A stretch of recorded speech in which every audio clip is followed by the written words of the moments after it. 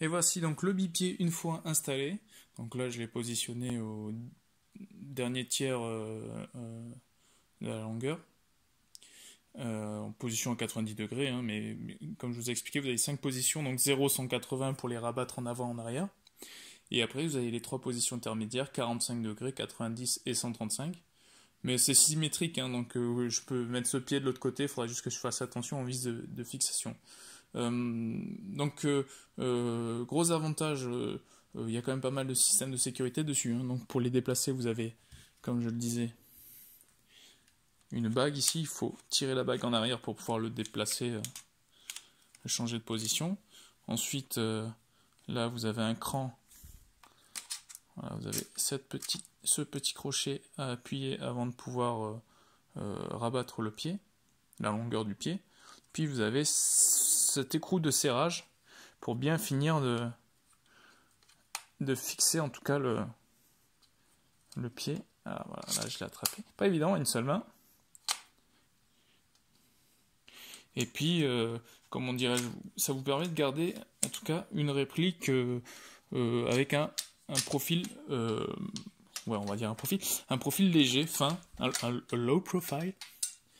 Vous avez toujours le rail inférieur d'accessible sur toute la longueur.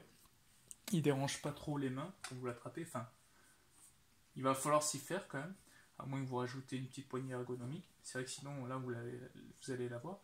Mais ouais, vous avez quand même toute la place de devant de libre. Là où généralement vous allez devoir installer le bipied ici. Ils sont pratiques aussi, hein. Là je vous laisse une autre variante. Cet avantage c'est qu'ils sont entièrement modulables, hein. Si je veux, je peux installer ça ici, on va dire, et l'avoir très près du chargeur. Par contre, inconvénient, je trouve qu'il est un peu court en longueur. Ouais, je vais vous expliquer ça tout de suite. Je n'aurais peut-être pas dû le rebattre. Paf.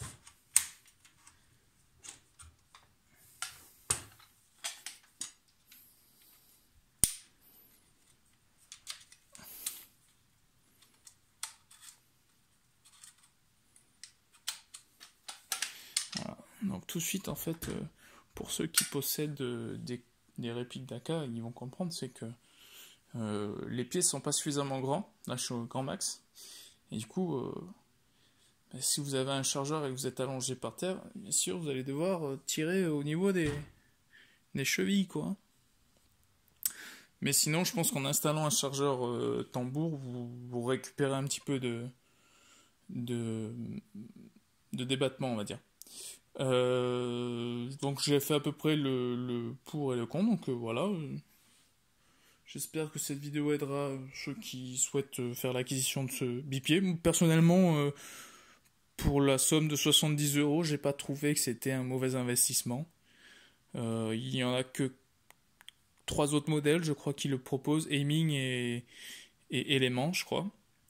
Et ils étaient en plastique, ceux-là, donc c'est pour cela que j'ai fait le choix du UTG en aluminium.